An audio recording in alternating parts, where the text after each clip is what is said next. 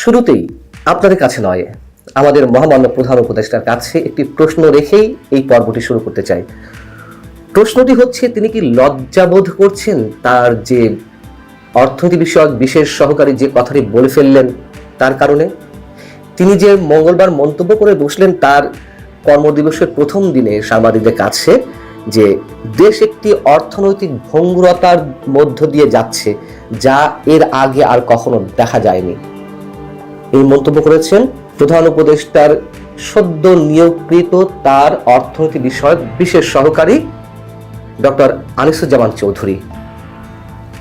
এটা কেমন কথা হলো, যেখানে আন্তর্জাতিক সব গণমাধ্যমে সব অনুষ্ঠানে আমাদের প্রধান উপদেষ্টা বলে বেড়াচ্ছেন অর্থনীতি ভালোর দিকে যাচ্ছে, সারা বিশ্বের বিভিন্ন রাষ্ট্র বিভিন্ন সংস্থা বাংলাদেশকে সহযোগিতা করার জন্য তারা হাত বাড়িয়ে দিয়েছে।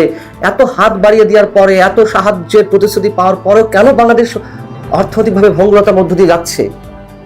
এবং ডক্টর আনিসুজ্জামান চৌধুরী এই মন্তব্যও করেছেন যে ইন্দোনেশিয়া সহ যেসব দেশ এমন অর্থনৈতিক সমস্যার মুখোমুখি হয়েছে, বাংলাদেশের অবস্থা এখন তার থেকেও নিচে।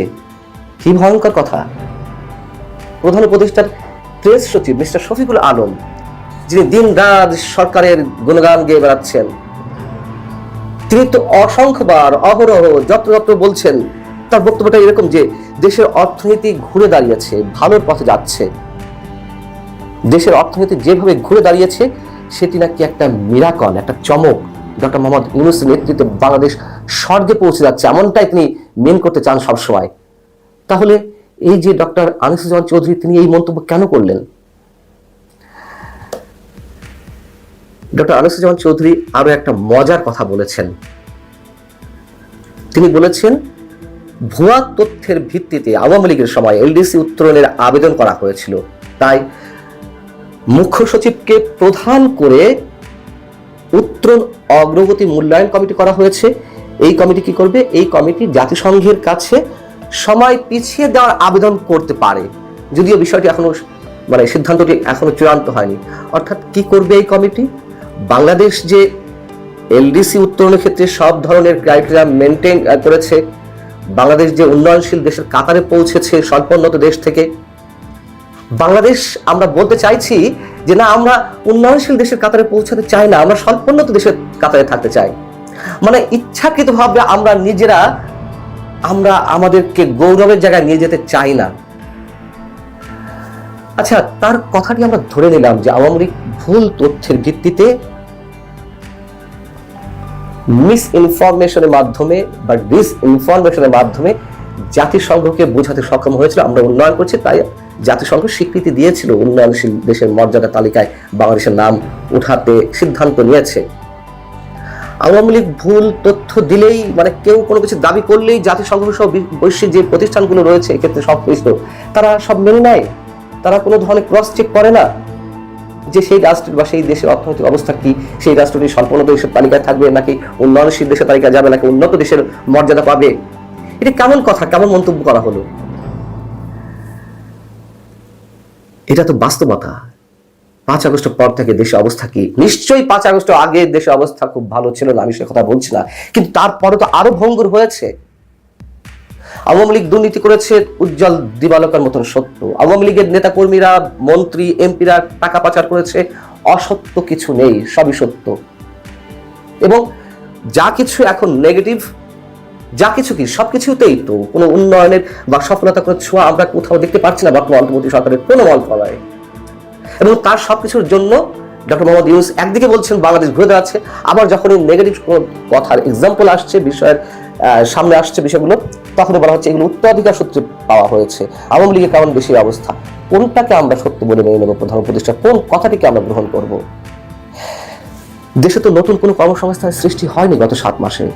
যে মূল্যস্ফীতি লাগাম টেনে ধরা দূরের কথা, লাফিয়ে লাফিয়ে বাড়ছে, মানুষের জীবনে নাভিশ্বাস উঠেছে, সেখানে কি সরকারের চরম ব্যর্থতা নয়? যেখানে বাঘা বাঘা সব অর্থনীতিবিদরা এই সরকারে রয়েছে, বাংলাদেশ ব্যাংকের গভর্নর থেকে শুরু করে উপদেষ্টা পরিষদেও একাধিক বাঘা বাঘা অর্থনীতিবিদ রয়েছেন, তারপরও কারো পারছেন না।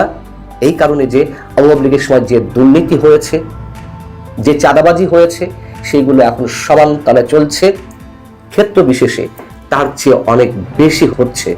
মাত্রা আরো বেশি বেড়েছে, অপরাধ প্রবণতা বাড়ছে, অপরাধের ঘটনাগুলো বাড়ছে, কিন্তু প্রধান উপদেষ্টা ডক্টর মোহাম্মদ ইউনূস সাহেব কিছুই চোখে দেখেন না, কিছুই স্বীকার করেন না।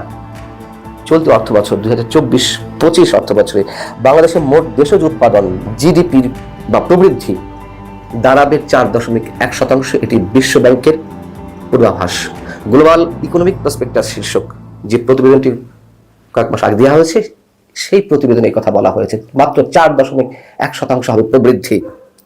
এবং উন্নয়নের যে অন্তরায়গুলো, যদি আমরা বলি সরকারের ঋণ বেড়ে যাওয়া, বেকারত্ব, জ্বালানি সংকট, চাঁদাবাজি, দুর্নীতি, বিলাসিতা, কোনগুলো আওয়ামী লীগের সরকার চেয়ে কম হয়েছে?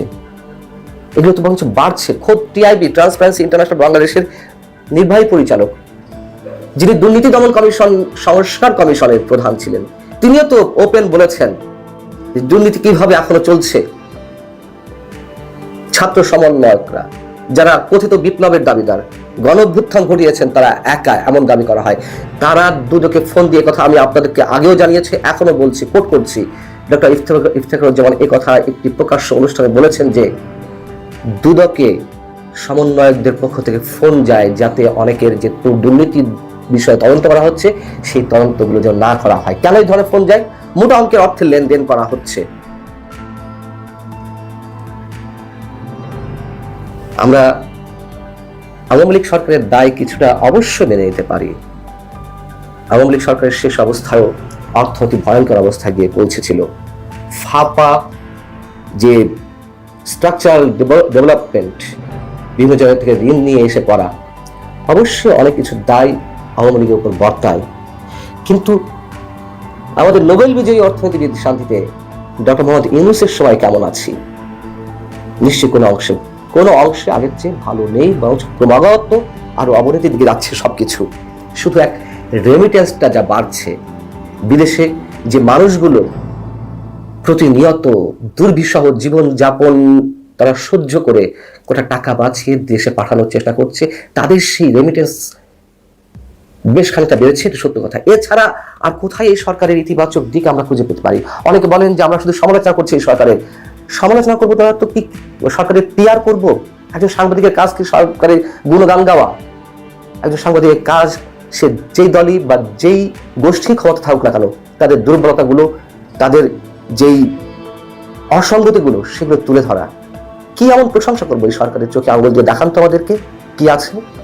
কিছুই নেই, বরঞ্চ বিলাসিতা সরকারের উপদেষ্টাদের কোনো কোনো ক্ষেত্রে আগের সরকারের মন্ত্রীর চেয়ে অনেক অনেক গুণ বেশি বেড়েছে।